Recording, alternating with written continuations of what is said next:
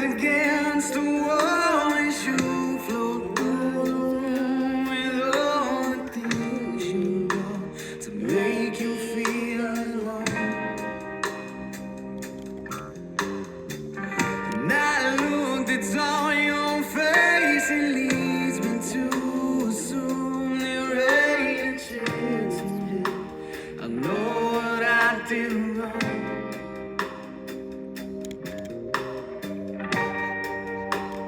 Please, darling, just say something. I need to understand. Well, tell me why it is you're leaving. I thought I was your man.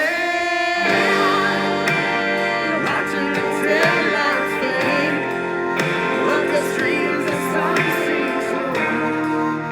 Thinking, baby, please don't go. Don't go. You don't have to be this way. No, I hate to be alone. Baby, please don't go. Don't go. I searched the house and hope you had something, but I didn't find nothing at all. I thought Maybe maybe if it there's was something something you've forgotten, at least you had something to call. and as I Pace pace around, around, I realized the only sound is my heartbeat, driving me insane. I reach for you, but you're not there to cry out to you. but You don't care. You promise you there for forever and always, and let it just say goodbye. Watching the taillights fade, on the street the sun sings over. thinking, baby, please don't go, don't go. You don't have to be this way. You know I hate to be alone. Baby, please don't go, don't go.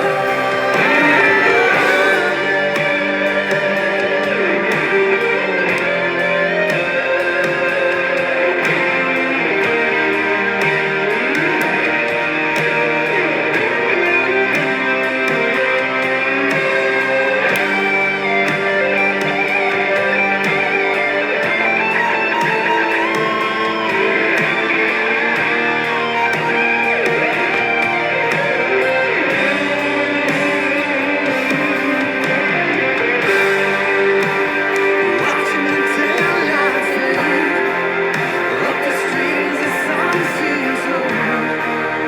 Thinking, baby, please don't go, don't go. You don't have to be this way. You know I hate to be alone. Baby, please don't go, don't go.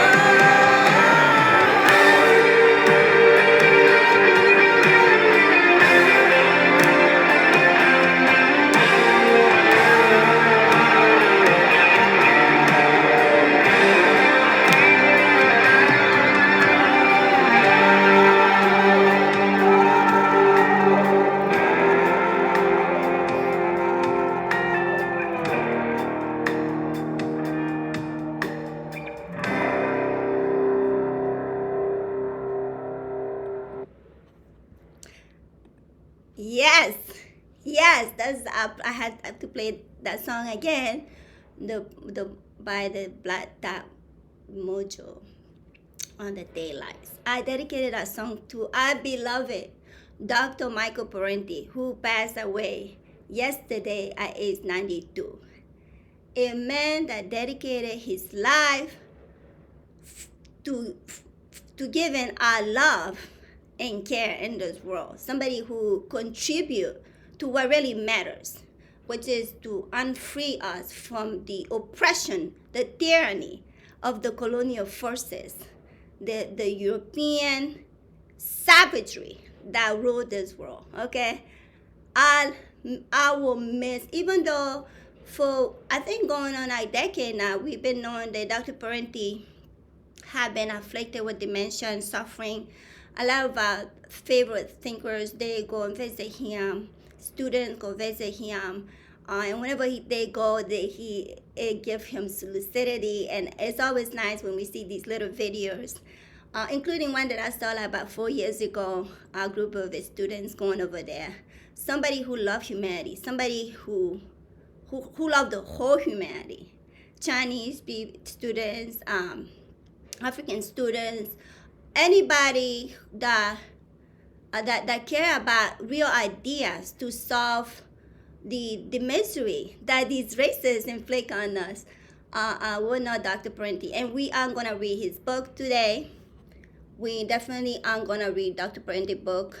The one that I think is very, very, I mean, all his books are great, but the one that I want us to consider today is The Blacksmith and the Rats, the rational fascism and the overthrow of communism. So that's what we're gonna read today. But before we do, and rest in peace to Dr. Parenti. For people like Dr. Parenti, we have so few of them that whenever they die, you feel like your heart is broken. We lack these kinds of people in this world. All we have is degenerates. That's all we have, right? These worthless people waste their space. All they do is just create havoc and misery. But anyway, that's let me get myself composed here. But I have another good news. David's mom, Jean, she's doing good. We got a text from Chris, the power of an attorney. Yeah, and she texted my husband this morning, saying that they have removed the tube from Jean, and she's doing good, and she's testing people. I tested Jean directly, by the way, when she was in the ICU. She tested people, and I did not get no test from Jean yet. I guess she'll get to me at some point today. But I wish her good vibes, and I want her to recover. I genuinely want her to get better and get back to her life. But in that text that we got from Chris, somehow she conveyed a few things to me. Aside from the very good news that Jean is doing great, she said that Jean said she said that she didn't want to see me before she went to the ICU. Now they've been saying that he does not believe Chris, and consider who Chris is. I don't believe much. I have very little to go on, but I'm just gonna take Chris' word for it. That Jean didn't want to see me before she went to the ICU, which is kind of like interesting. These people, they're really strange. I don't want to say strange. These are white folks, right? They think they are offending me. No, it's not me. I cannot take offense to them because I'm only related to them through David, right? So when they do things like that, they're not doing it to me. They're doing it to David. Because I'm going to tell you right now, you think my mom, my dad, my sister, my brother, my niece, anybody, my kids, say they don't want to see my husband, they don't want to see me, right? As simple as that. They don't want to see my husband. They simply do not want to see me. So I don't know what the deal is, what the upsetting. I know what the problem is, but that's not my problem. They're going to have to resolve that within themselves. And trying to, only person they can potentially, and that's one of the reasons I fell in love with David, because David is not going to be he's not even, it's not even his mojo, okay? He don't play petty games, And I think that's why he respects me. Because whether I'm right or wrong, he get the real deal. He get the real deal. You get the real Monica. All right? I don't discriminate. I'm this way. with my whole family. You can, if you ever see my family, they'll tell you. You pick me, or you choose, you pick and leave how you wait, right? My job is not to accommodate disturbing behavior, okay? That's not my job. It really isn't. I think it's part of the problem, right? It's part of the problem. I am under the idea, like I grew up with my grandmother, who tell me, sometimes I feel like I'm a little harsh, but she would tell me, and I felt growing up that my grandmother was telling me the truth.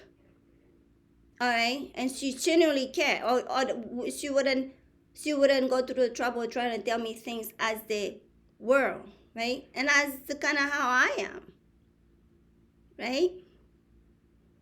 I'm not here to add to the problem. I'm here to be a support to my husband, who I fell in love many years ago.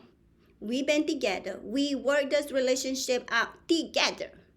It was a relationship that's very difficult because I have 4 children that live with me when I met my husband, and he has 2 other children, which men should be having children, right?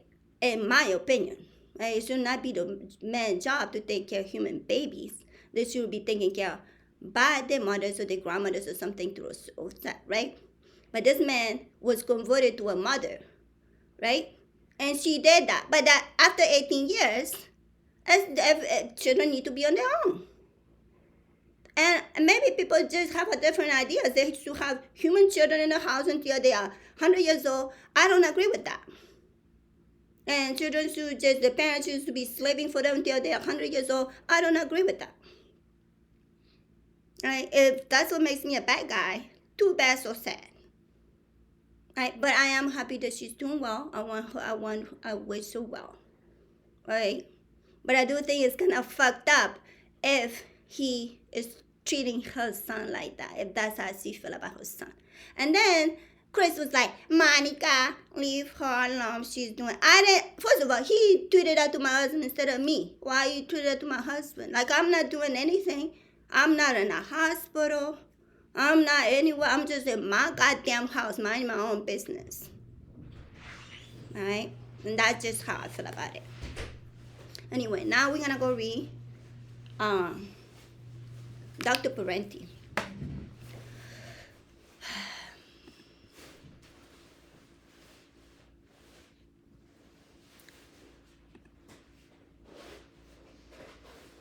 Okay, what was it? Oh, I have this little app, and I typically read in a PDF, but I guess I got it in an app today. So, Black Shirt and Red, Rational Fascism and the Overthrow of Communism. Alright, so what's that on? Why is coming blank? Oh, yeah. Alright, so pass the table content. Alright, so let's start with the preface. This book invite those and by the way, we will go back to reading Dr. Rodney later. Well, it's a really good section. We're gonna pick up on Dr. Rodney, how you're going to develop Africa. But for right now, we're gonna read in honor of Dr. Michael Parenti. We're gonna read his book because the thinker idea is what matters, okay? His ideas, right? That was make them eternal. That's what makes them so precious, because we don't get enough Dr. Parenti. So when we get people like this who contribute to millions of people around the globe. In fact, and speaking of which, I want to read you one of the. Oh, I don't know why I'm putting these glasses because they stand up. One of the eulogies that somebody gave to him yesterday, and this is a global South thinker. Let's see if I can find it quick. His name is Bisa Abesi. This is what he said, quote, "A Marxist who never made peace with empire. Today we mourn the passing of Michael Parenti, a thinker whose voice carried clarity, courage, and unrelenting commitment to historical truth, and in an age originated around forgetting Parenti was not merely a Marxist scholar or a political commentator. He was one of the last great public intellectuals who understood that theory is meaningless if it does not confront power, and that scholarship becomes complicit when it refuses to name empire as empire. For decades, Parenti stood almost alone in the imperial court, insisting on truths that were systematically erased from mainstream discourse. He exposed the class nature of liberal democracy, the voice hiding beneath the language of human rights and quote unquote human rights, and the propaganda mechanism through which imperialism disguised itself as moral concern. At a time when much of the Western left retreated into abstraction, culturalism, or self-differential theory, Parenti remained grounded in political economy, historical materialism, and the lived reality of class struggle both at home and across the global South. Parenti also paid a price for his integrity. He was marginalized, excluded from mainstream academia, and routinely caricatured, not because he lacked scholarly merit, but because he refused to perform ideological obedience. Yet, he never softened his position to remain institutional acceptance. His work remained accessible, sharp, and politically unapologetic, reaching workers, students, and activists far beyond university walls. He spoke not about people, but to them, convinced that critical thought belongs to the masses, not the gated academic elites. For those of us in colonial, post-colonial, and neo-colonial societies, Michael Parenti mattered in a particular way. He was one of the rare intellectuals from the imperial center who did not speak down to global South, who did not romanticize our suffering, and who did not instrumentalize our struggle for Western moral consumption. He named imperialism as a system, not a mistake, plunder as a structure, not an incident, and resistance as historical necessity, not a deviation. Michael Parenti did not seek comfort, prestige, or approval. He chose clarity, he chose solidarity, he chose to stand with the defeated, the besieged, and the demonized, insisting that history must be written not from below and against power. For that, he will be remembered not by institution, but by comrade. Rest in power, dear comrade, your words remain weapons. That's exactly how we feel about Dr. Parenti. That's how I feel. Okay?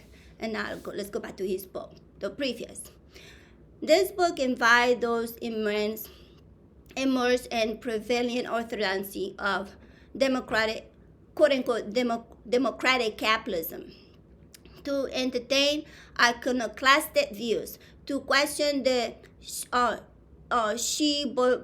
shibboleths of the free market methodology and persistence of both right and left anti-communism, and to consider anew with a receptive but not uncritical mind the history effort of the much marginalized rest and others revolutionary. The political orthodoxy that demonized communism permeates the entire political perspective. Even people on the left have internalized the liberal conservative ideology that equate fascism and communism as equally evil, totalitarian twins, two major mass movements of the 20th century. This book attempts to show the enormous differences between fascism and communism, both past and present, both in theory and practice, especially in regard to questions of social equality, private capital accumulation, and class interests. The orthodoxy mythology also will have us believe that the Western democracy, with the United States leading the way, have opposed both totalitarian system with equal vigor. In fact, U.S. leaders have been dedicated above all to making the world safe for global corporate investment and the private profit system. Pursuant of this goal, they have used fascism to protect capitalism while claiming to have saving democracy for communism. In the pages ahead, I discuss how capitalism propagates and profits from fascism, the value of revolution and advancement of human condition, the causes and effects of the destruction of communism, the continued relevance of Marxism and class analysis, and the heartless nature of corporate class power. Over a century ago, in this great work, Les Miserables, Victor Hugo asked, quote, "Will the future arrive?" Close quote. He was thinking of a future of social justice, free from the, quote, "terrible shadows," close quote, "of oppression imposed by a few upon the great masses of humankind." Of late, some scribes have announced, quote, "the end of history," close quote. With the overflow of communism, the monumental struggle between alternative systems has ended. They say, anyway, they say, capitalism of victory is total. Not great transformation are in the offing. The global free market is here to stay. What you see is what you are going to get now and always. This time, the class struggle is definitely over. So Hugo's question is answered. The future has indeed arrived, though not the one he had hoped for. This intellectually anemic end of history theory was hailed as a brilliant exodus and accorded a generous reception by commentators and reviewers of the corporate control media. It served the official worldview perfectly well, saying what the higher circle had been telling us for generations, that the struggle between classes is not an everyday reality, but an outdated notion that an untrammeled capitalism is here to stay now and forever. That the future belongs to those who control the present. But the question we really should be asking is, do we have a future at all?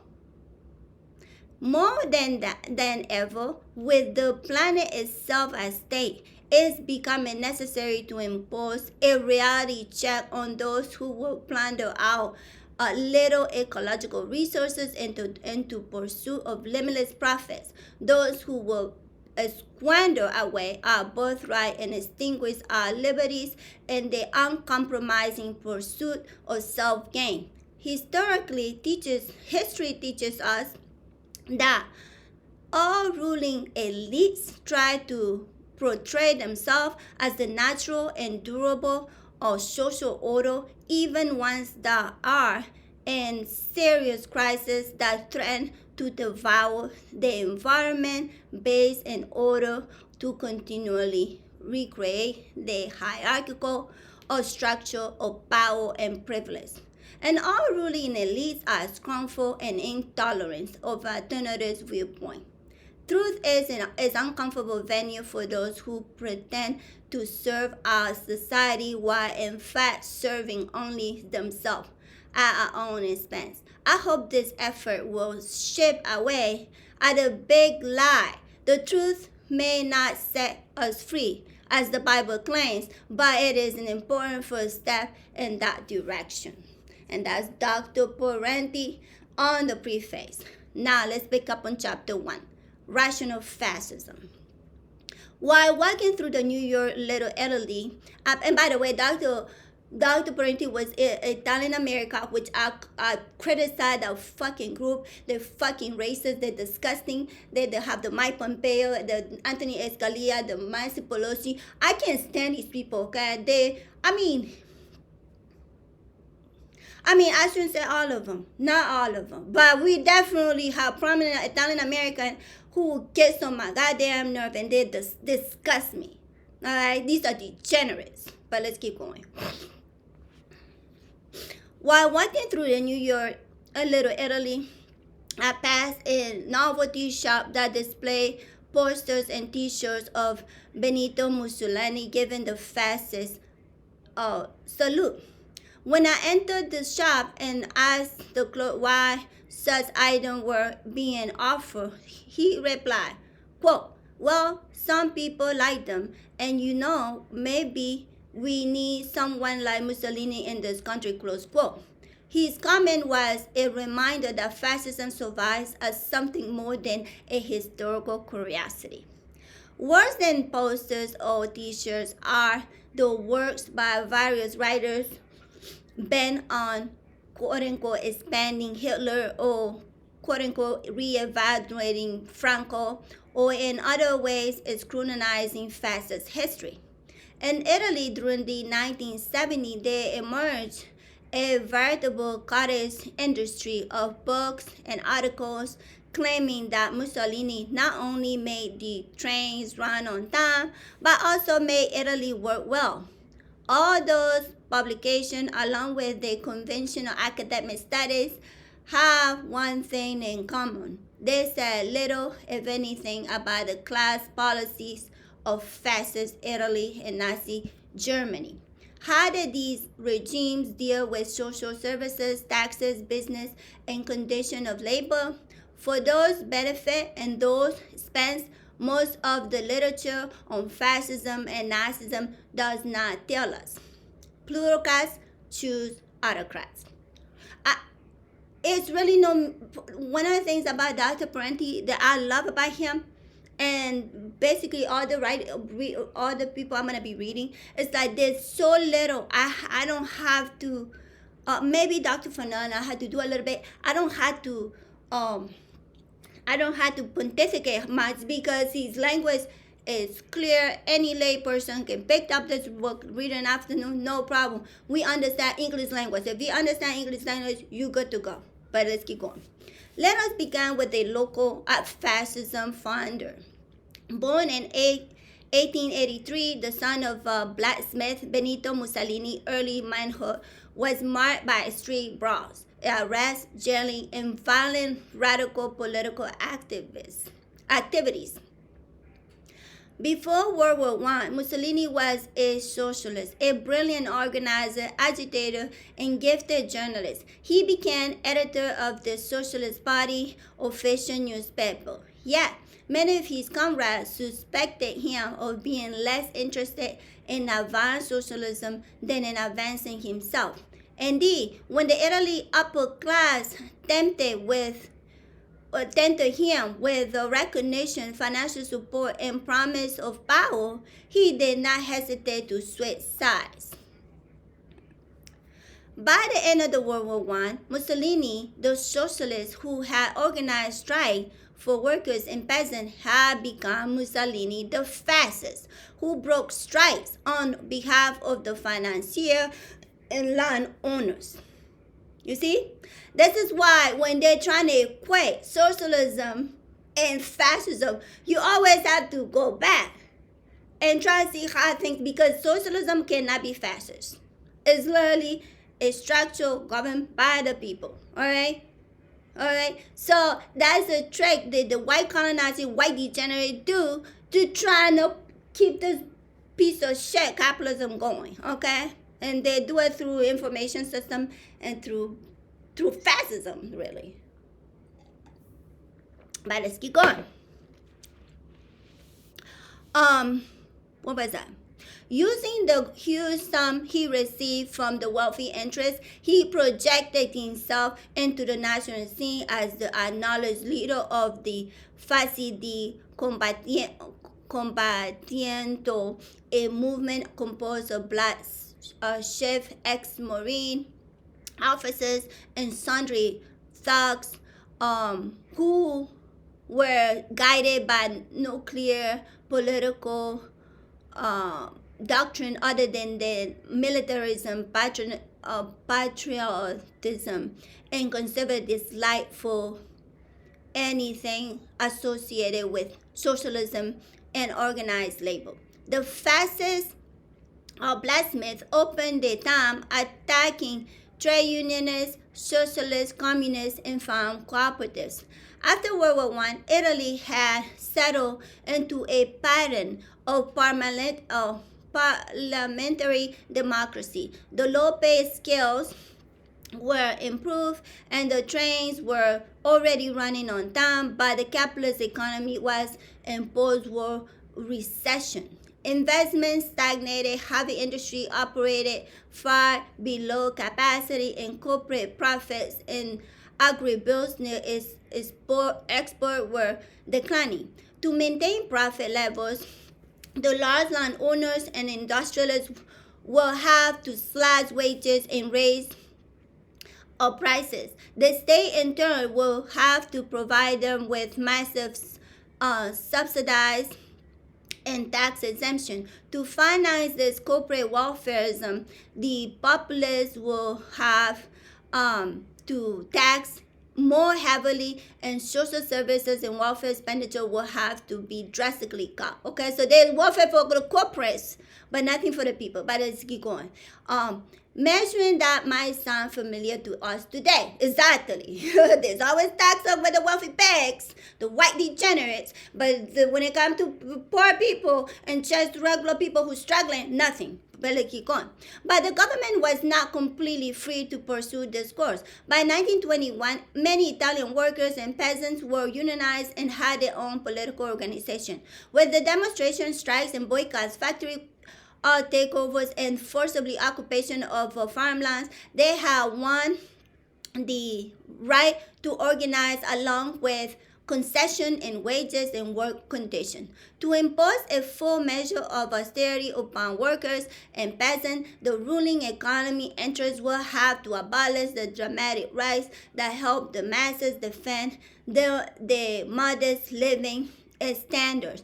The solution was to smash the unions, political organization, and civil liberties. Industrialists and big landowners wanted someone at the helm who would break the powers of organized workers and farm laborers and impose a stern order on the masses. For this task, Benito Mussolini, armed with his gangs of blacksmiths, seemed the likely candidate.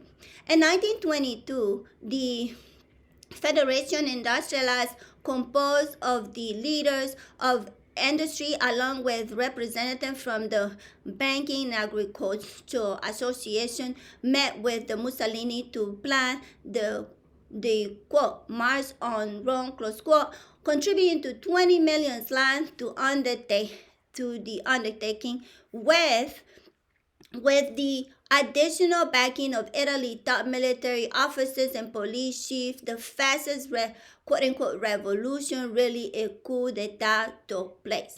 Within 2 years after seizing state power, Mussolini had shut down all opposition newspapers and crushed the Socialist, Liberal, Catholic, Democratic, and the Republican parties, which together have composed some 80% of the vote.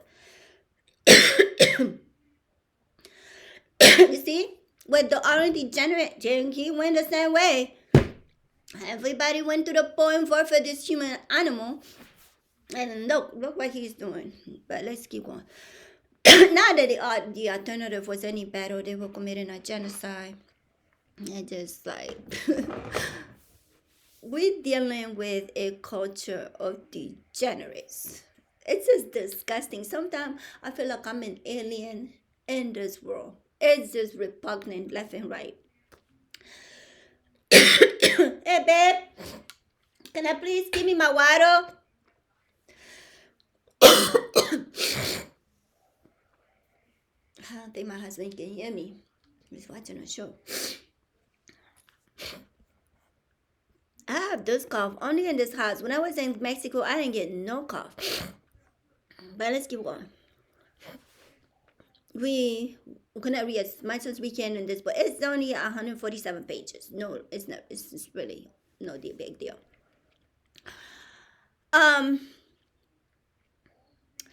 Labor leaders, peasant leaders, parliamentary delegates, and others critical of the new regime were beaten, exiled, or murdered by fascist terror or squadrons. The Italian Communist Party endured the severe repression of all, yet managed to maintain a courageous underground resistance that eventually evolved into armed struggle against the blacksmith and the German occupation forces. In Germany, a similar pattern of complicity between fascists and capitalists emerged. German workers and farm workers had won the right to unionize. The 8 hour a day and unemployment insurance. But to revive profit levels, heavy industry and big finance wanted wages cut for the workers and massive state subsidies and state costs for themselves. During the 1920s, the Nazi started. Oh, I can't say this word, Dr. Parenti. What is the Stormabteilung or SA, the brown shirt stormtroopers subsidized by businesses were used mostly as the anti-labor paramilitary force whose function was to terrorize workers and farm workers. By 1930, most of the boycotts had concluded that the Weimar Republic no longer served their needs and was too accommodating to the working class. They greatly increased their subsidy to Hitler, propelled the Nazi Party onto the national stage. Business tycoons supplied the Nazis with generous funds for fleets of motor cars and loudspeakers to saturate the cities and villages of Germany, along with funds for Nazi Party organization, youth group, and the paramilitary forces. In the July 1932 campaign, Hitler had sufficient funds to fly to 50 cities in the last 2 weeks alone. In that same campaign, the Nazis received 37.3% of the vote, the highest they ever won in a democratic national election. They never had a majority of the people on their side to the extent that they had any kind of reliable base, if generally was among the more affluent members of society. In addition, elements of the petty bourgeois and many London proletarians served as the strong armed party thugs organized into SA stormtroopers. But the great majority of the organized working class supporters the communists or social democrats to the very end. And the December 1932 election, the 3 candidates ran for president. The conservative incumbent, Field Marshal von Hindenburg, the Nazi candidate, Adolf Hitler, and Communist Party candidate, Ernst Thälmann. In his campaign, Thälmann argued that a vote for Hindenburg amounts to a vote for Hitler and that Hitler will lead Germany into war. The bourgeoisie press, including the Social Democratic, denounced the view as Moscow inspired. Does it sound familiar? That's why we have the bourgeoisie press in this bitch, okay? I'm saying the bourgeoisie press controls the press for the whole world, okay? Alright, and we can call it capitalist press, we can call it white degenerate press, we can call it colonial press, whatever the fuck they say, the so-called press. This is nothing but the propagandas, you know. All they do is press release. Like, I cannot call the New York Times a fucking news, right? The fucking, like, no, news mean that you are actually gonna tell facts as they appear and reflect on them as they're supposed to be, right? They want to rob us of truth. But let's keep going.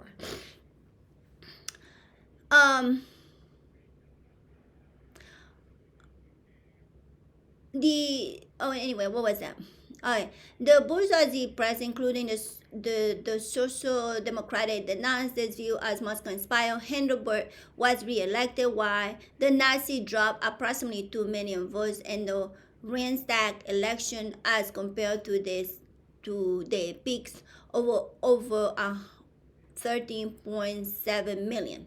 True to form, the Social Democrat leaders refused the Communist Party proposal to form an 11-hour coalition against Nazism, as in many other countries, past and present. So in Germany, the Social Democrats will sooner ally themselves with the reactionary right than make common cause with the Reds. Meanwhile, a number of right-wing parties coalesced behind the Nazis in January 1933. Just week after the election, Hindenburg invited Hitler to become chancellor. Upon assuming state power, Hitler and his Nazis pursued a political economy agenda not unlike Mussolini. They crushed organized labor and eradicated all election, opposition parties, and independent publications. Hundreds of thousands of opponents were imprisoned, tortured, and murdered. In Germany, as in Italy, the communists endured the severest political repression of all groups. Here we were two people, the Italian and the German, with the different histories, cultures, and languages, and supposedly different temperaments, who end up with the same repressive solution because of the compelling similarities of economic power and class conflict that prevail in the respective countries. In such diverse countries as Lithuania, Lithuania, Croatia, Romania, Hungary, and Spain, a similar fascist pattern emerged to do his utmost to save big capital from the imposition of democracy. Who did the fascists support? There is a vast literature on who supported the Nazis, but relatively little on whom the Nazis supported after they came to power. This is in keeping with the tendency of conventional scholarship to avoid the entire subject of capitalism whenever something unfavorable might be said about it. Who interested Mussolini and Hitler support? And both Italy in the 1920s and Germany in the 1930s, all industrial evils thought to have passed permanently into history re-emerged as the conditions of labor deteriorated precipitously in the name of saving democracy from the Red Menace. Unions and strikers were outlawed. Union property and farm cooperatives were confiscated and handed over to rich private owners. Minimum wage laws, overtime pay, and factory safety regulations were abolished. Speed up became commonplace. Dismissals of imprisonment awaited those workers who complained about unsafe or inhumane work conditions. Workers toil longer hours for less pay. The already modest wages were severely cut in Germany by 25 to 30%, in Italy by 50%. And in Italy, child labor was reintroduced. To be sure, a few crumbs were thrown to the populace. There were free concerts and supporting events, some meager social program, a dole for the unemployed, financed mostly by a contribution from working people, and slowly public works projects designed to evoke civic pride. Both Mussolini and Hitler showed their gratitude to their big business patron by privatizing many perfectly solvent state-owned steel mills, power plants, banks, steamships companies. Both regime dip heavily into the public treasury to refloat or subsidize heavy industry. Agribusiness farming was expanded and heavily subsidized. Both states guarantee return on the capital investment by giant corporations while assuming most of the risk and losses on investment. As is often the case with reactionary regime, public capital was raided by private capital. Okay? Let's keep going. At the same time, taxes were increased for the general populace, but lower or eliminated for the rich and big business. Inheritance taxes on the wealthy were greatly reduced or abolished altogether. And I remember years ago, like the Republican Party, the disgusting racist white people's party, they used to have this whole campaign. We have a death tax. We have a death tax. We need to eliminate death tax. You know what death tax mean? They mean that worthless families can just take all the money they've been stealing from humanity, and they don't want to get a tax. No, we got to give these degenerates that procreated all the money without having to be taxed, so they don't have to work, right? So that the degenerates can keep living wealthy while the rest of us barely survive. And it was bad, and people just buy into it like that sounds bad. That's if you die, your money should be taxed. Like, why? They're like, what the fuck? What the fuck? Okay. What the fuck? Unless it go to your spouse, and if it's your spouse, that's your spouse because it's a unit. But if it to the rest of the whatever the fuck, yeah, it do need to be taxed. All right. But let's keep going. The result of all of this. In Italy, the 1930s, the economy was gripped by a recession. A staggering public debt, and maybe that's why my my husband's family don't like me. Because, yeah, I have a different perspective on things. I'm sorry. Y'all live in a bubble, but it's a world fast. It's time to keep up with the... Anyway, let's keep going. The result of all of this, in Italy, during the 1930s, the economy was gripped by a recession, a staggering public debt, and a widespread corruption. But industrial profits rose, and the armaments factories busily rolled out weapons and preparing for the world to come. In Germany, unemployment was cut in half with the considerable expansion in the armament jobs. But overall property increased because of the drastic wage cut. And from 1935 to 1943, industrial profits increases substantially, while the net income of corporate leaders climbed 46%. During the radical 1930s in the United States, Great Britain, and Scandinavian upper-income groups experienced a modest decline in the share of the national income. But in Germany, the top 5% enjoy a 15% gain. See? Let's keep going. Despite this record, most writers have ignored fascism, close collaborators with big business. Some even argue that businesses was not a beneficiary but a victim of fascism. I mean, businesses are the fascists. I mean, if you don't exploit, because with capitalists you have to exploit labor, period. That's fascistic. If you ever have a job and you feel like you're a slave, like you literally cannot be like a normal human. You can't you have to monitor. It's such fascistic. The whole thing is so fascistic. It's really unhealthy for you. That's why you see poor workers, they don't fare well. It's just like you have to stop being human to work in these fascist trash. But let's keep going. What was that?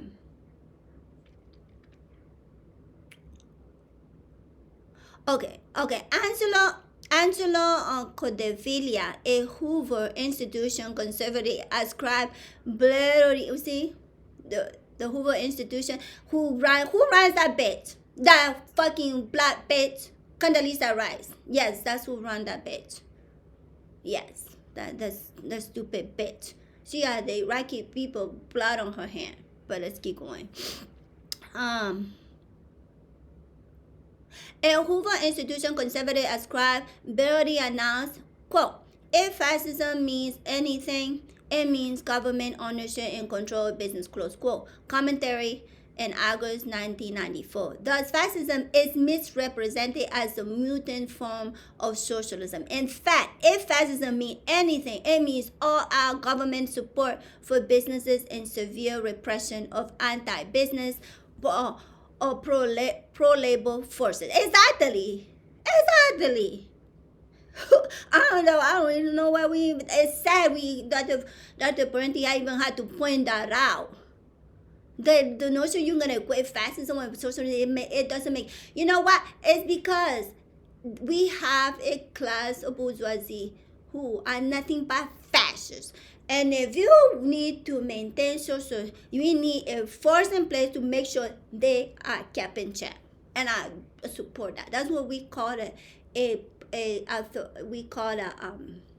dictatorship of the proletariat, because we need to maintain human life, preserve human life, attend to human life, instead of this disgusting, parasitic, worthless class that want to keep us down. That's what it is. But let's keep going. Is fascism merely a dictatorial force in the service of capitalism? That may not be all that is, but that certainly is an important part of fascism. Raison d'etre, the function Hitler himself kept referring to when he talked about saving the industrialists and bankers and the Bolsheviks from the Bolsheviks. It is a subject that deserves far more attention than has received. While the fascists might have believed they were saving the bureaucrat from the rats, in fact, the revolutionary left was never strong enough to take state power in either Italy or Germany. Popular forces, however, were strong enough to cut into profit rates and interfere with the capitalist accumulation process. This frustrated capitalism attempts to resolve his internal contradiction by swifting more and more of his costs onto the backs of the working populace. Revolution or no revolution, this democratic working class resistance was troublesome to the money interests. Among with serving the capitalist, fascist leaders served themselves, getting in on the money as every opportunity. Their personal greed and their class royalties were two sides of the same coin. Mussolini and his cohorts lived lavishly, covering within the highest circle of wealth and aristocracy. Nazi officials and SSA commanders amassed personal fortune by plundering, conquering territories, and stealing from the concentration camp inmates and other political victims. Huge amounts were made from the secretly owned, well-connected businesses and from contradicting our camp slave labor to industrial firms like IG Farben and Krupp. Hitler is usually portrayed as an ideological fanatic and interested in crass material things. In fact, he accumulated an immense fortune, much of it in questionable ways. He expropriated artwork from the public domain. He stole enormous sums from the Nazi party coffers. He invented a new concept, the quote-unquote personal right, that enabled him to charge a small fee for every posting stamp with his picture on it, a venture that made him hundreds of millions of marks. The greatest source of Hitler wealth was a secret slush fund to which leading German industrialists regulated, donated.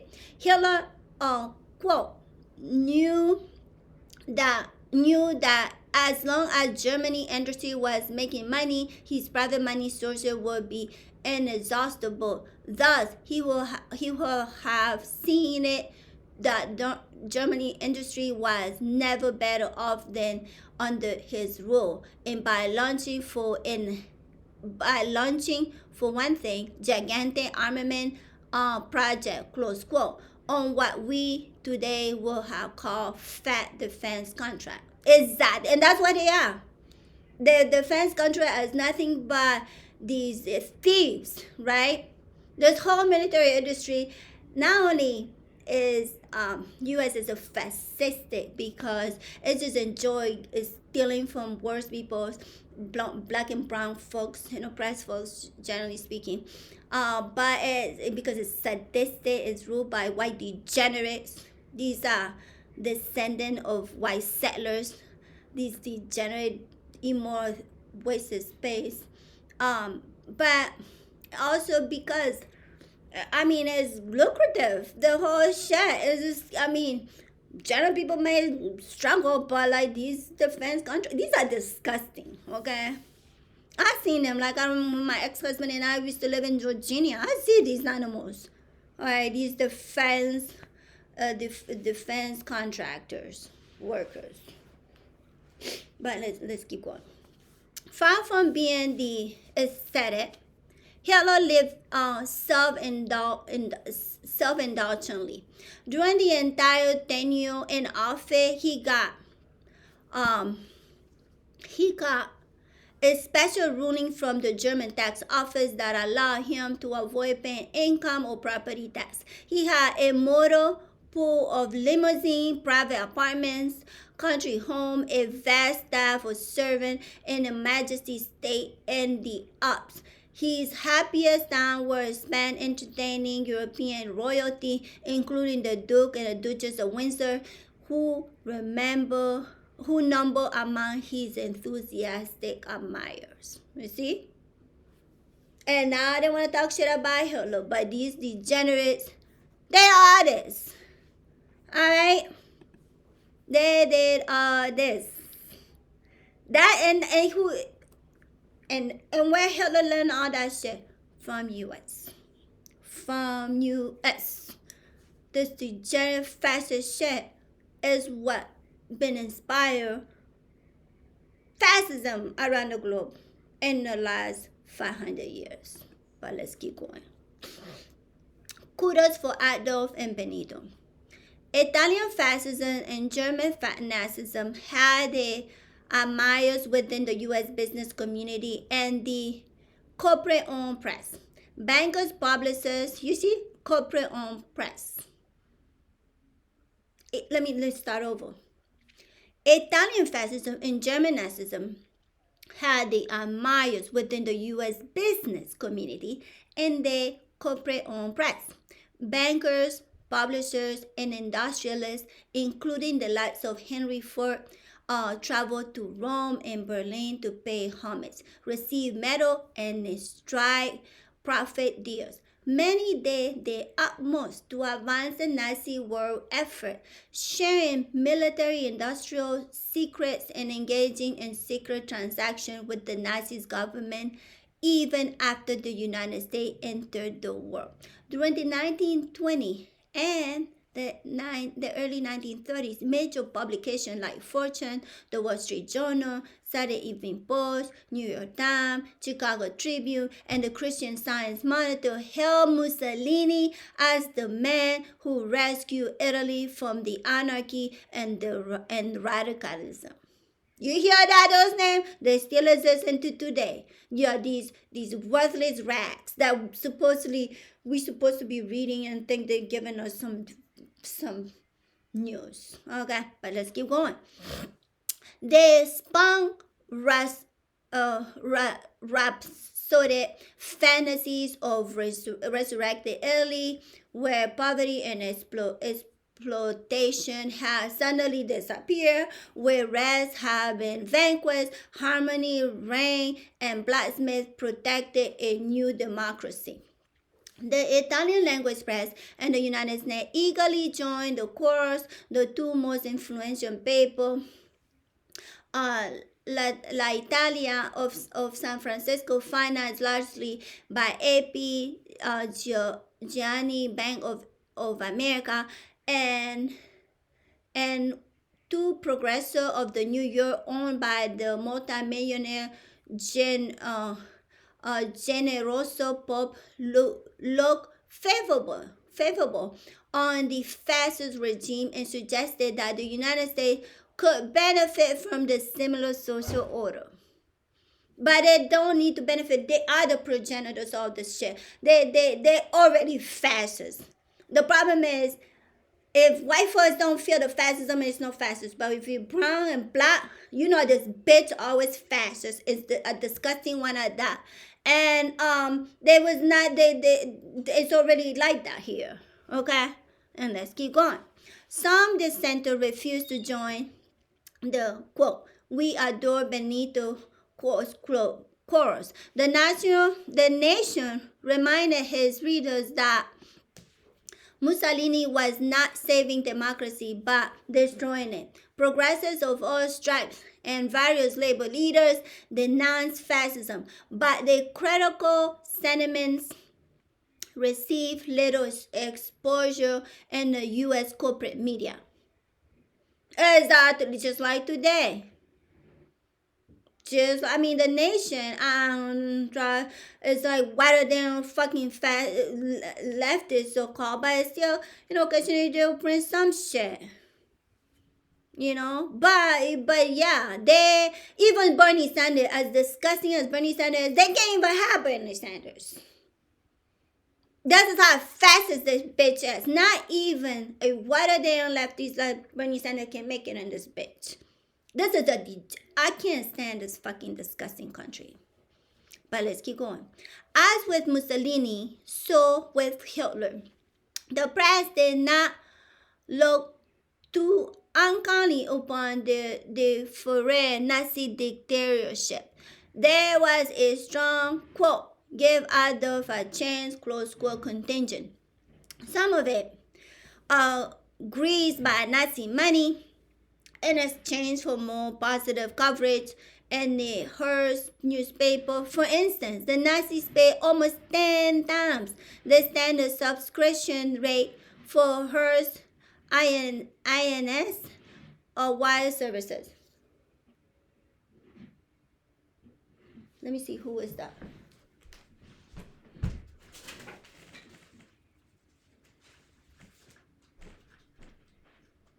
Oh, damn.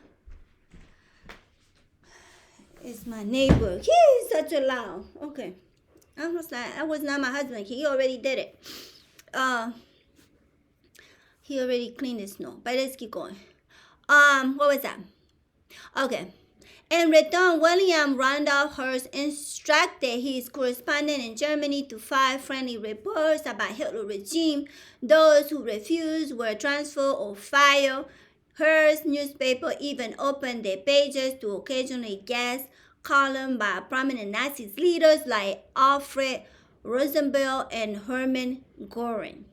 By the mid-late 1930s, Italy and Germany, allied with Japan, another industrial latecomer, were aggressively seeking a share of the world markets and colonial booty on expansionism that brought them increasingly into conflict with the more established Western capitalist nations like Great Britain, France, and the United States. As the clouds of war gathered, you express opinion about the Axis powers took on a decisive, critical one. You hear that? Let's keep going. The rational use of irrational ideology. Some writers stress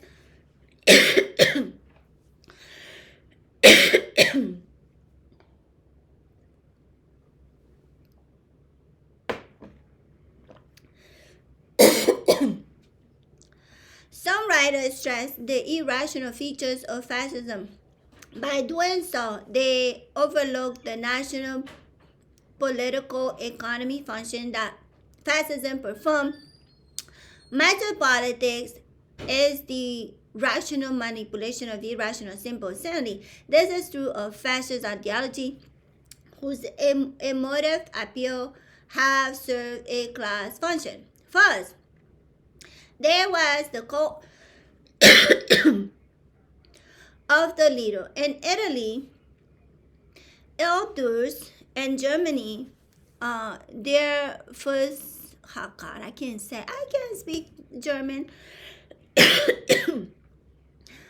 Dr. Parenti uses, I'm gonna butcher this. What is it? Few French champagnes with leadership, with leader. Thank you, baby. Nice and love me. You brought me some water.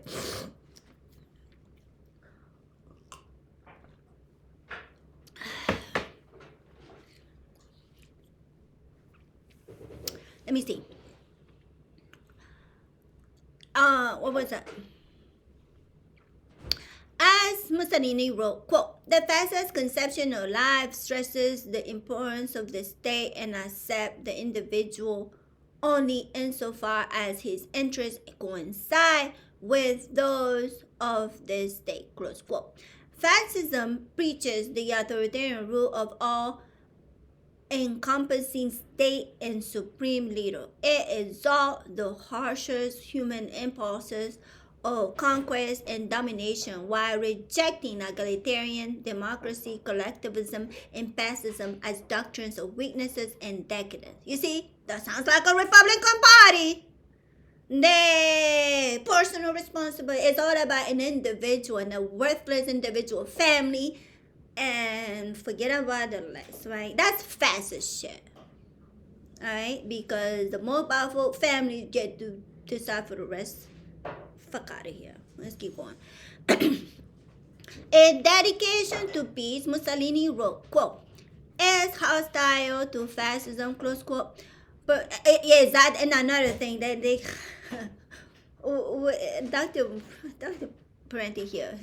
So if you know these like the Republican Party, they love they want to be they're the most fascist, they're the most authoritarian, and then they're like law and order. It's just like it's so disgusting. It's just like they want to do fascist and they just don't want people to complain. That's it. That's all that is about. And then it used to be they were bitch about political correctness, right? They political correct because they want to be able to be overt racist garbage they are without you saying that, hey, you shouldn't be saying that. You know, black people are not the N-word, actually. They're actually quite human. It's smarter than you, bitch. How about that? And then if I said that it's smarter than you, bitch, then you're not prudent. You're not using decorum, right? These are disgusting people. Let's keep going. A dedication to peace, Mussolini wrote, quote, is hostile to fascism, close quote. Perpetual peace, he claimed in 1934, is a, quote, depressing, close quote, doctrine. Only in, quote, cruel struggle, close quote, and, quote unquote, conquest do man or nation achieve their greatest realization. You see, that's the Mussolini thing. Conquest. What do you think U.S. is about? About conquest. And then they have the nerve to say they care about liberty. They care about liberty. When they talk about liberty, when the white degenerate talks about liberty, they're talking about the liberty for them to exterminate indigenous people and take over their lands. That's what those degenerate human animals talk about, these savages. But let's keep going. Quote, through words are beautiful things, close quote, he asserted. Quote, rifles, machine guns, planes, and cannons are still more beautiful, close quote. And on another occasion, he wrote, quote, war alone puts the stamp of nobility upon the peoples who have the courage to meet it, close quote. Ironically, most Italian army conscripts had no stomach for Mussolini's words, tending to remove themselves from battle once they discovered that the other side was using live ammunition. Fascist doctrine stressed monolithic values. Ian Van Ifreret. I'm butchering, these are German words. One people, one rule, one leader. The people are no longer to be concerned with class division, but must see themselves as part of a harmonious whole, rich and poor as one, a view that supports the economic status quo by clocking the ongoing system of class exploitation. This is in contrast to the left agenda that advocate the articulation of popular demand and sharpen awareness of social injustice and class struggle. Exactly. If anybody ever tell me, hey Monica, you should, we are all together, even though the motherfucker are rich and I'm struggling to pay my rent, and then I'm like, get the fuck out of my face. Okay? And anybody ever ask me, you're supposed to hate Iranian because they're Iranian, even though they share my social class, even though they share my ideological commitments, I'm not listening to them. That no rich people, no racist degenerates share. They don't care about me. All right, there's nothing that we share together other than we might have the same kind of documentation that these colonizers impose on us. But that's it. I do not share these evil ideas. I am for class struggle. Period. Let's keep going. This monolith is butchered by activists appeal to the mythical roots of the people. For Mussolini, it was the grandeur that was Rome. For Hitler, the ancient wolf. Is that no wolf? Volk. A play written by pro-Nazis Hans Jans, entitled Esslager, and performed widely throughout Germany soon after the Nazis seized power. Hitler, attending the opening night in Berlin, bets mysticism against the class politics. The enthusiastic Agers is talking to his father, Snyder. Agers, you don't believe it, Papa, but the young people don't pay much attention to this old slogan anymore. The class struggle is dying out. Snyder, so, and what do you have then? Agers, the devout community Sligo, and that's the slogan? Agers, no, it is an experience. Snyder, my God, our class struggle, our strikes, they aren't an experience. They aren't an experience, huh? Socialism, the international, were their fantasies, maybe? Agos, they were necessary, but they are historically experienced. Snyder, so, in the future, therefore, what have you, Vogue community? Tell me, how do you actually envision it? Poor, rich, healthy, upper, lower, this seasons for you, huh? Agos, look, Papa, upper, lower, poor, rich. That's all that always exists. It is only the importance of one places on the question that is decisive. To us, life is not chopped up into working hours and furnished with prior charts. Rather, we believe in humanism as a whole. None of us regard making money as the most important thing we want to serve. The individual is a corpusculus and the bloodstream of his people. The some comments are revealing. Quote, the class struggle is dying out, close quote. Papa's concerns about the abuse of class power and class injustice is facile, dismissive as just a frame of mind with no objective reality. It's even falsely equated with a crass concern for money. Quote, none of us regard making money as important, close quote. Presumably, matters of wealth are to be left to those who have it. Right? You hear what Dr. Parenti said? Let me repeat that. Presumably, matters of wealth are are to be left to those who have it. Okay, so because they have it, we shouldn't even be talking about it, even though we need that to survive, right? And that's how the rich degenerate thing. It's like people who live in the comfortable, worthless life. They just think like, oh, why can't we all get along?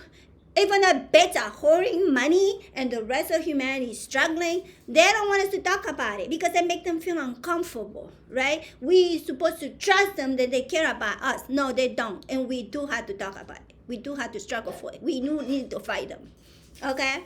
We can't not just let them have at it because the capitalist system benefits some people and it disadvantages others. And as long as that is the case, we need to fight for it. We need to fight for it because it's worthwhile, because it's too important. Too many people are dying because they go without. All right? And maybe that rubs some people the wrong way. All they have to do is they don't like it. They either trying to do something about it or they can go and jump in the lake. But people with morals and conscience, we ain't gonna fight for our rights. Let's keep going. We have something better. Agus is saying a totalist, monistic experience as people, all of us, rich, poor, working together for some greater glory. Conveniently overlooking is how the quote glorious sacrifice close quote are borne by the poor for the benefit of the rich. Exactly. Okay, but let's keep going. The position it enunciated is that, oh, by the way, let me just say one more thing. This is why this is the scholar who was trying to talk, and I had said this before in my other videos. He has the nerve. So there's this thinker that is the Bolivarian Revolution in Venezuela. They modeled themselves to Simon Bolivar, and whose teacher was Simon Rodriguez. So Mr. Rodriguez, that's who they modeled the revolution, right? And then the scholar is trying to repaint Mr. Rodriguez as if he had this idea that the rich and the poor, they can coexist together, and the Latin America is supposed to have this harmonized, this very disparities in the society. The very rich people and extremely poor people, and the majority extremely poor people. Like he's trying to say that it has. I was trying to like, this is how white supremacy works, right? They put a Latino man to say the most disgusting, trying to rewrite, like what they're trying to do to Dr. Fernand for us to accept the Palestine genocide and shit. We can now concede to these capitalists, these bourgeoisie thugs, what they tell us. We have to reject it outright. We not taking this shit. We want the socialist system. We want a system that accounts for human life. But let's keep going. The position enunciated in that play and in other Nazi propaganda does not reveal an indifference to class. Quite the contrary, it represents a keen awareness of class interests, a well-engineered effort to mask and mute the strong class consciousness that existed among the workers in Germany. In that crafty denial, we often find the hiding mission, fascism and pseudo-revolution. Fascism, national chauvinism, racism, sexism, and patriarchal values also serve a conservative class interest. Fascist doctrine, especially the Nazis' variety, makes an explicit commitment to racial supremacy, human attributes, including class status, are said to be inherited through blood. One's position in the social order is taken as a measure of innate nature. Genetics and biology and martial to justify the existence of class struggle, not unlike what academics racists today are doing with the quote-unquote the bell curve theories and one over eugenic claptrap. Along with race and class inequality, fascism support homophobia and sexual inequality. Among Nazism's earliest victims were a group of Nazi homosexual leaders of the SS stormtroopers. When complaints about about the openly homosexual behavior of the SS Leo earns Rome, and some of his brown shirt stormtroopers continued to reach Hitler after he seized power. He issued official statement contending that the issue belonged to quote purely to the private domain close quote, and that SA officer quote private life cannot be object of scrutiny unless it conflicts with the basic principle of national socialist ideology close quote. The paramilitary essay had been used to win the battle of the street against the trade unions and rest. The stormtroopers acted as a pseudo revolutionary forces that appeared to mask grievances with a rhetorical condemnation of finance capital. When SA membership skyrocketed to 3 million in 1933, this was due this confronting to the industrial barons and military patrician. SA Street brawlers who denounced bourgeoisie decadence and called for marching the wealth and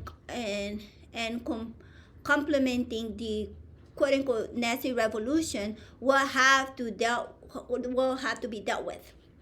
Having used the essay to take state power, Hitler then used the state to neutralize the essay. Now suddenly, Ronson homosexuality, their conflict with National Socialist ideology and truth, the essay had to be decapitated, not because his leaders were homosexual, though that was the reason given, but because it threatened to turn into a serious problem.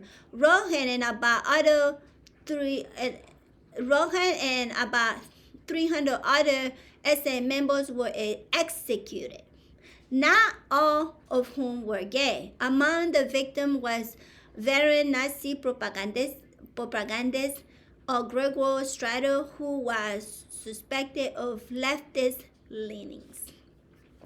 Of course, many Nazis were virulently homophobic. One of the most powerful of all SS leaders, and by the way, I was listening to Dr. Parenti this morning. I had been binging on his speeches and shit, and one of the one that I was listening to this morning was the creating a sustainable economy.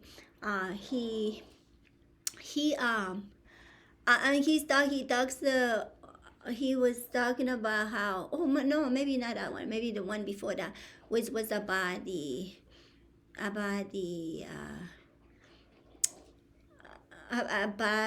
cultural, culturalism, about culture. He was talking about culture, and he just mocked these the fastest, the right wing country we live in, and how these so-called the conservatives like to say, like we had to have family values and shit like that, and they are hypocrite. They have multiple extramarital affairs.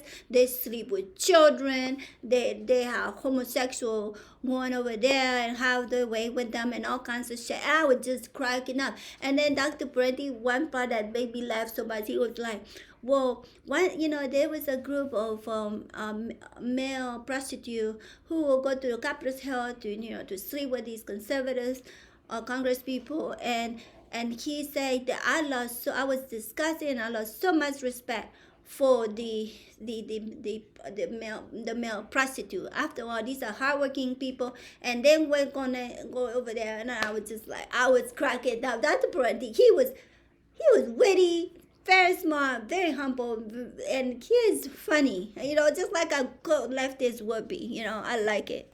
Anyway, that's I digress. Okay. What was that?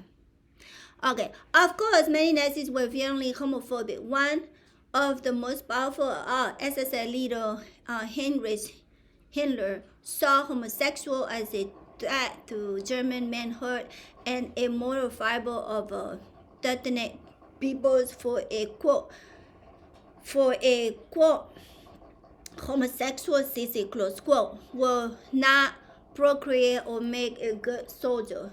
Hitler homophobia and sexism came together when he announced, quote, if a man just look at a girl in America, he can force to marry her or pay damages. Therefore, men protect themselves in the U.S. by turning to homosexual. Women in the U.S. are like battle axes; they hack away at males.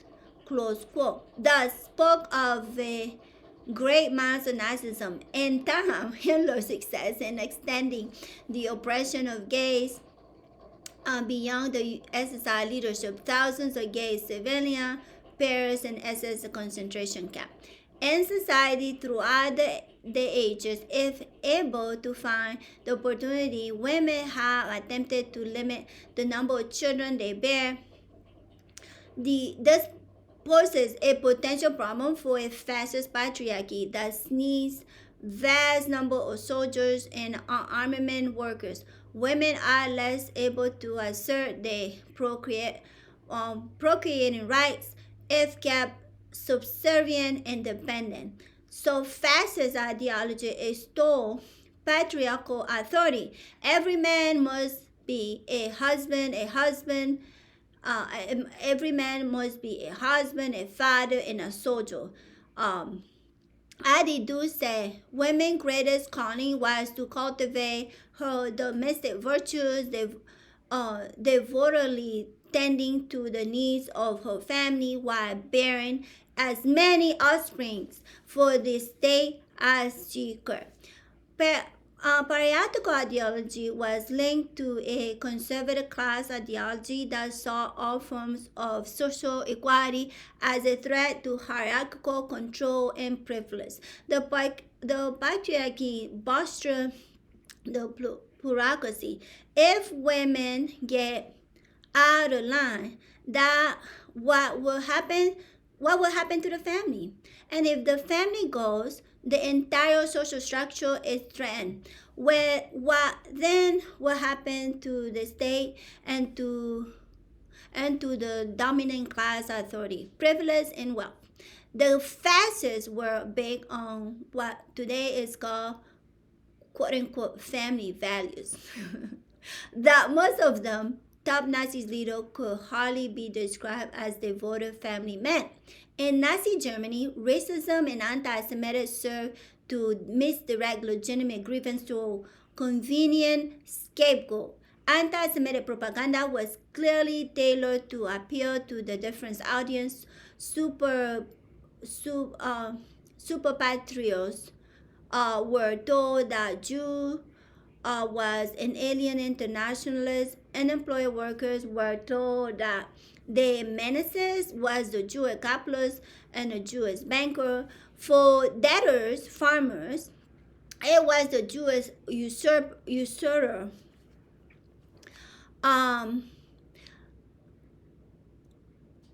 What was that? Yeah. And for the middle class, it was the Jewish union leader and the Jewish communist.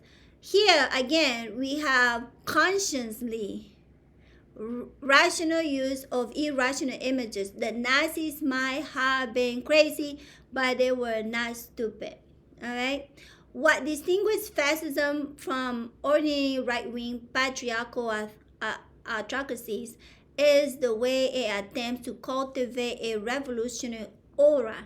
Fascism offers a beguiling mix of revolutionary sounding mass appeal and reactionary class politics. The Nazi party full name was the National Socialist Germany Workers' Party, a left-sounding name.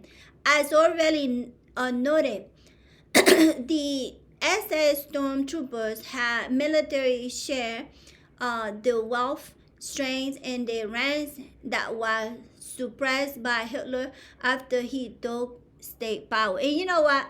It's funny because that's how white degenerates behave, by the way. They like to try and, like, for example, one of the things we hear all the time, right? Like, I think the whole U.S. political cultural system is fascist. It's from top down, left, right. It's disgusting. Okay, but the Republican Party, who is particularly fascist and racist, like to say, well, you know, the Republican Party is the one who freed the slave, and then the Democrats the one, which is true, because names, if you all you care about is names, but if you care about the structure that causes that keep black folks oppressed, is the same. It doesn't matter what name you put on it. It's the white supremacy colonial settler mentality we live under. Okay, and the truth is, Democrats, even though they are gross, they just as evil. They're not as evil as the Republicans. Republicans is more evil. It's that simple. All right, even if it's a little bit, very little, very little. Okay, and for me, I don't subscribe to neither of them, but they're both evil, except the Republicans are more evil. But let's keep going. Both the Italian fascists and the Nazis made a conscious effort to steal the left thunder. There were mass mobilization, youth organization, work brigade, rallies, parade, banners, symbols, and slogans. There was much talk about a, quote, Nazi revolution, close quote, that would rehabilitate society, sweeping away the old order and building the new. For this reason, mainstream writers feel free to treat fascism and communism as totalitarian twins. It is a case of reducing essence to form. The similarity in form is taken as reason enough to blur the vast difference in actual class content. Writers like A. James Grogol and William Epstein, countless Western political leaders and others who supposedly are on the Democratic left regularly lump fascism with communism. Thus, Noam Chomsky claims, quote, the rise of corporation was in fact a manifestation of the same phenomena that led to fascism and both of them which sprang out of the same totalitarian stroke, close quote. You see, Noam Chomsky was he is free, you know, he's very old right now. He's that bad right now. Yeah, he he contributes somewhat, but he was anti-communist, and I don't like that a lot, that much. But let's keep going. Even though the worthless dumb people who don't know shit still call him a communist. That's the thing. That's why you can never be what you just have to, well, if you claim to be the left, you might as well be communist, because even if you but it's not useful to the state. The state need these watered down wannabe leftists, or pretend to be leftists, right? Because that's what gives them a legitimacy. Because right wing, it would just be too disgusting, right? They need some veneer, right? And nobody can give you that veneer like being a leftist, okay? That's it, because the leftists are the only dissenters. We dissent this global system, this capitalist disgusting system, okay? Right? And if you want to preserve yourself as a cohesive state that want to maintain this shit, you need some even however watered down, you need some of that. And Noam Chomsky played that very well. All right? He was really trying to equate the Bolsheviks with the fascism. It's disgusting. But let's keep going. But in the Italy and Germany of that day, most workers and peasants made a firm distinction between fascism and communism, as the industrialism and bankers who supported fascism out of fear and hatred of communism, a judgment based largely on class reality. Years ago, I used to say that fascism never succeeded in solving the irrational contradiction of the capitalism. Today, I am of the opinion that it accomplished that goal, but only for the capitalists, not for the populace. Fascism never intended to offer a social solution that would serve the general populace. only a reactionary one, forcing the burden on losses into the working public. This the best of his ideological and organization paraphernalia.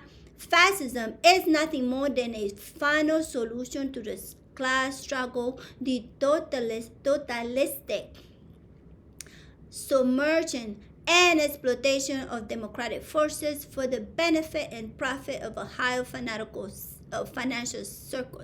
Fascism is a false revolution. It cultivates the appearance of populist politics and a revolutionary aura without offering a genuine revolution class content. It propagates a quote-unquote new order while serving the same old money interests. His leaders are not guilty of confusion but a deception. That they work hard to mislead the public does not mean they themselves are misled. Friendly fascism. One of the things conveniently overlooked by mainstream writers is the way Western capitalist states have cooperated with fascism. In this collaboration effort, British Prime Minister Neville Chamberlain was positively cozy with the Nazis. He and many of his class saw Hitler as a bulwark against communism in Germany, and in the Nazis Germany as a bulwark against the communism in Europe. After World War II, the Western capitalist allies did little to eradicate fascism from Italy, Germany, except to putting some of the top leaders on trial at Nuremberg. By 1947, German conservatives began to depict the Nuremberg prosecution as dupes of the Jews and communists. In Italy, the strong partisan movement that had waged armed struggle against fascism was soon treated as suspect and unpatriotic. Within a year after the war, almost all Italian fascists were released from prison, while hundreds of communists and other leftist partisans who had been fighting the Nazis' occupation were jailed. History was turned on its head, transforming the blushers into victims and the rest into the criminals. Allies authorities assisted in these measures. Under the protection of U.S. occupation authorities, the police, courts, military, security agency, and bureaucracy remained largely staffed by those who had served the former fascist regime or by the ideological recruits. As it is true to this day, the perpetrator of the Holocaust murdered 6 million Jews. I have a million gypsies, thousands of homosexuals, several millions of Ukrainian, Russian, Poles, and others, and got away with it in good part because the very people who were supposed to investigate these crimes were themselves complicit. You hear that? Just like today, these white degenerates who are committing the genocide in Palestine, they're not being punished. In fact, all these degenerates that white folks put in power, they already said that if the criminal court of justice or international court of justice were to put these animals in prison, they would invade the Hague, right? That's what we're working with. We're working with white degenerate criminals. Criminals, degenerates, these people who rape their babies. In fact, they have the whole fire. And then these own animals, they record themselves raping white babies. You know, because when you rape a white baby that's supposed to be the most sacred human on earth, you are committing the ultimate taboo. But for these animals, they rape white babies to make sure they have children on each other to stay in line. You know, this paraphernalia is to keep them in line or perpetuating vile crimes against humanity. It's another political tool, right? But let's keep going. In comparison, when the communists took over and East Germany. They removed some 80% of the judges, teachers, and other officials for the Nazi collaborators. They imprisoned thousands and they executed 600 Nazi party leaders for war crime. They will have shot more of the war criminals, and more criminals had not so many feel to protect the embrace of the West. What happened to the U.S. businesses that collaborated with fascism? The Rockefeller family Chase National Bank used his parents' office in Vichy, France, to help launder German money to facilitate Nazi international trade during the war. And they saw with the complete impunity. Corporations like DuPont, our French company, with white degenerates. Let's keep going. DuPont, Ford, General Motors, and ITT own factories and enemy.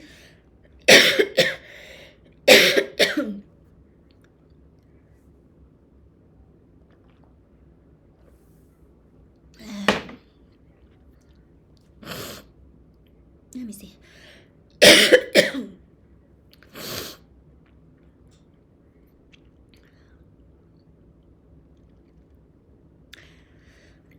I don't know. This cough is so annoying. Okay. And ITT own factories in enemy countries that produce fuel tanks and planes and wreak havoc on Allied forces. After the war, instead of being prosecuted for reasons, ITT collected 27 AT&T. That's what he said. AT&T collected 27 millions from the U.S. government for war damages inflicted on Germany plans by Allied bombings. General Motors. You see how they profit? That's why they're making a killing. That's why they are prosecuting this Italian human rights, the UN rapporteur for the rights of Palestinian people, Francesca Albanese. They are prosecuting her. They are sanctioning her. She can't use a debit card. She can't use a credit card. She had to use straight cash. I don't know what she's living at, but I think people are giving her place to stay because she can't do shit. They're blocking her left and right. Marco Rubio for making these reports saying how these corporations and white degenerates are profiting of raping Palestinian baby, killing Palestinian babies, slaughtering Palestinian baby, exterminating Palestinian, all the shit they're doing. And she's a woman with conscience and she don't tell the truth. And she's doing her job. That's her fucking job. Beside of her moral compass, she's literally doing her fucking job. And she's being sanctioned for it by U.S. state. That's degenerate, worthless states. Let's keep going. General Motors collected 33 million. Pilots were given instruction not to hit factories in Germany that were owned by U.S. firms. Thus, Cologne was almost leveled by Allied bombings, but his full plan providing military equipment for the Nazis' army was untouched. Indeed, German civilians began using the plant as an air raid shelter. You hear that?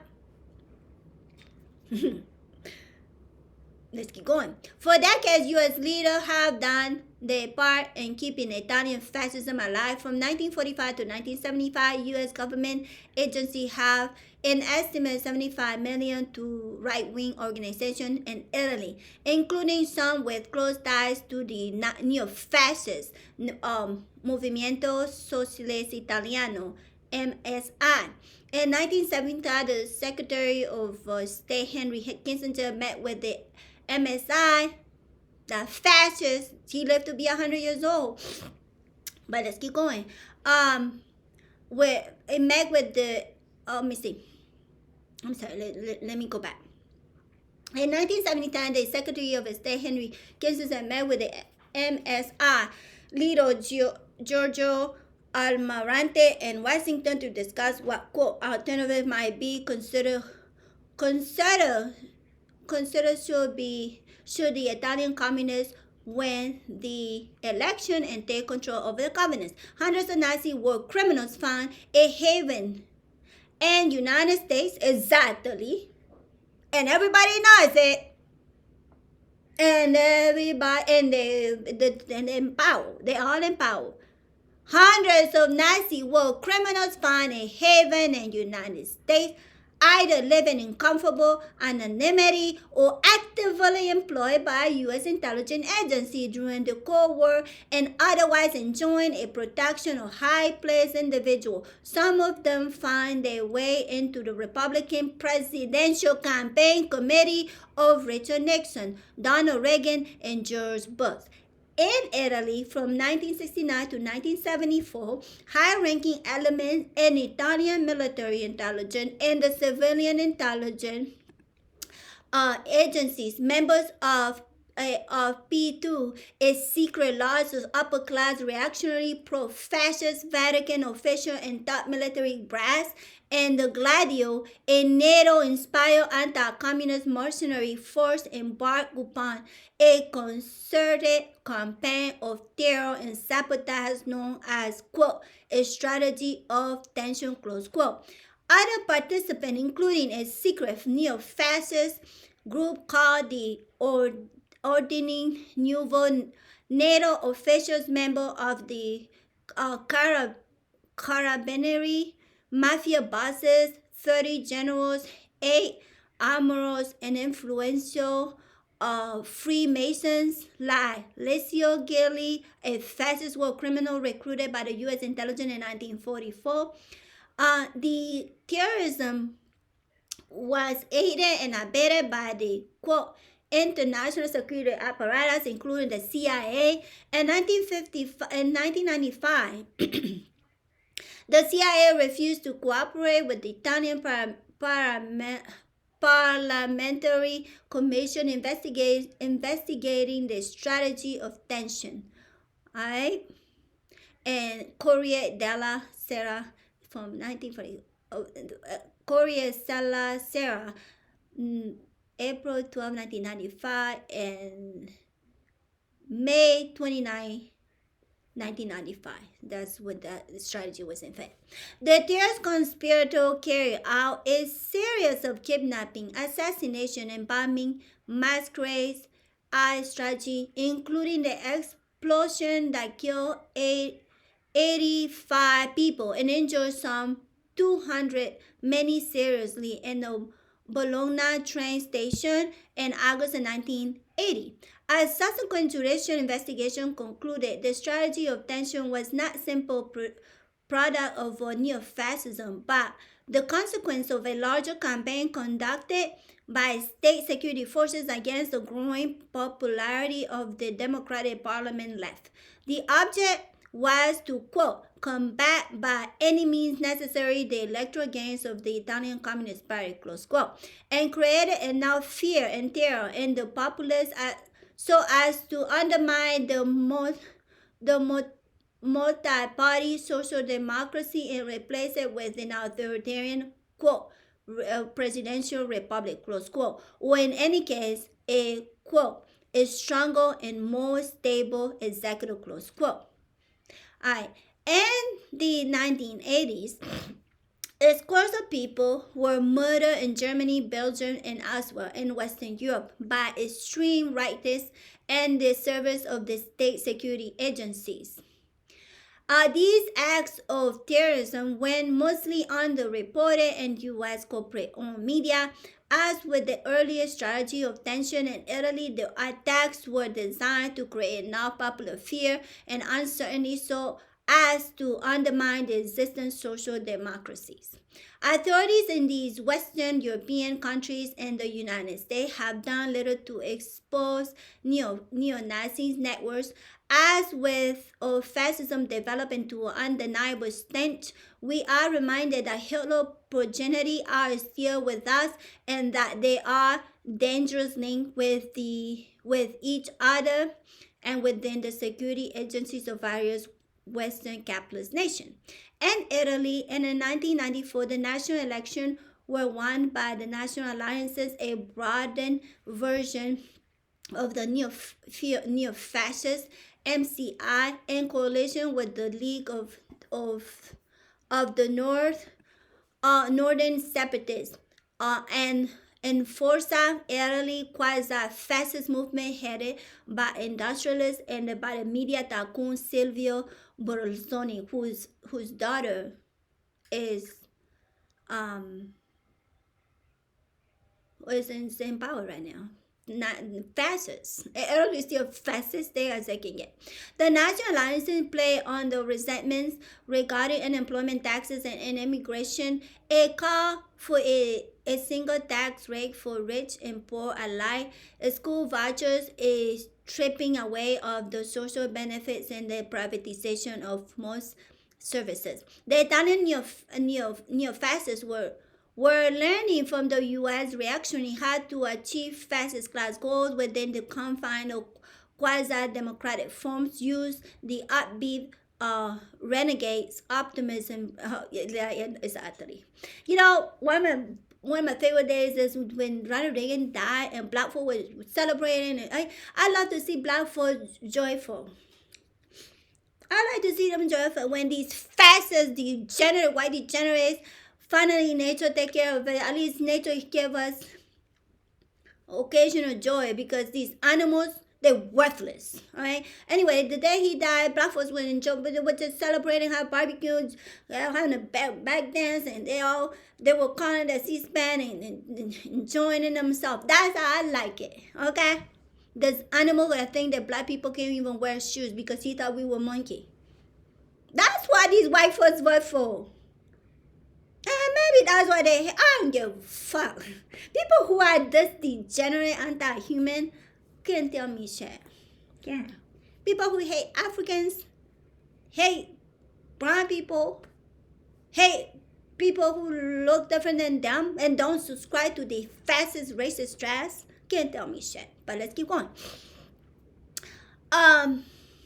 Anyway, the Italian neo-fascists were learning from the U.S. reaction in how to achieve fascism goals within the confines of quasi-democratic forms. Use an upbeat renegade optimism, replace the jackbooted militaries with the media hype crime pleasures, convince people that governance is the enemy, especially in the social service sector, while strengthening the repressive capacity of the state, instigate racist hostility and antagonism between the resident populace and immigrant, preach the mythical virtue of the free market and pursue tax and pending measures that redistribute income upward. Conservatives in the Western nation utilize the lewdest form of fascist mass appeal. In the U.S., they propagate populist sounding appeal to, quote, ordinary middle America, close quote. Middle America. You know what? Middle America is the garbage that vote for the Republicans. The kind of states, these racist, disgusting trash. That's a middle America for you. While quietly suppressing for measures that serve the interests of the wealthiest individual and corporation. In 1996, right-wing speakers of the House of Representatives, Newt Gingrich, while profiting a new rollback agenda that supposedly will revitalize all of society, announced, quote, I am genuinely revolutionary, close quote. Whether in Italy, Germany, or United States, or any other country, when the right offers a, quote, a new revolution, or a, quote, a new order, it is in the service of the same money interests leading down that well-trodden road of reaction and repression that many third world countries have been forced to take, the road those at the top want us to travel. All right, and I think I'll leave it there for today. That's just the first chapter of this very wonderful book, and we'll read the second chapter, Let Us Now Praise Revolution, chapter 2, tomorrow. All right, And then I'll leave us with our favorite, no soy de aquí, ni soy de allá.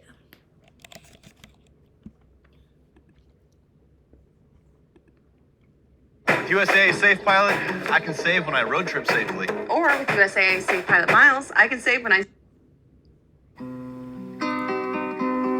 Palestine.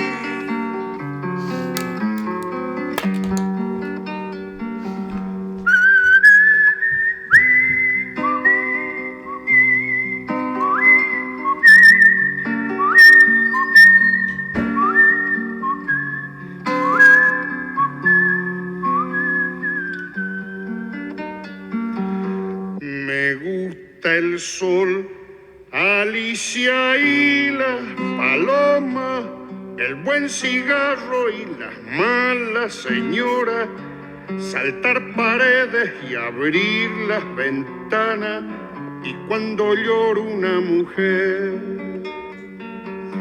Me gusta el vino tanto como las flores y los conejos, pero no los tractores, y el pan casero y la voz de Dolores, y el mar mojándome los pies.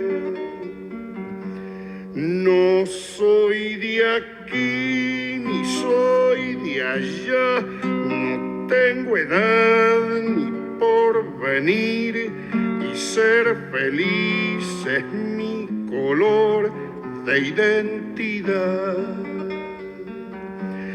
Me gusta estar tirado siempre en la arena, o en mi matungo perseguir a Manuela, o todo el tiempo para ver las estrellas con la María en el trigal. No soy de aquí ni soy de allá, no tengo edad ni porvenir, y ser feliz es mi color de identidad.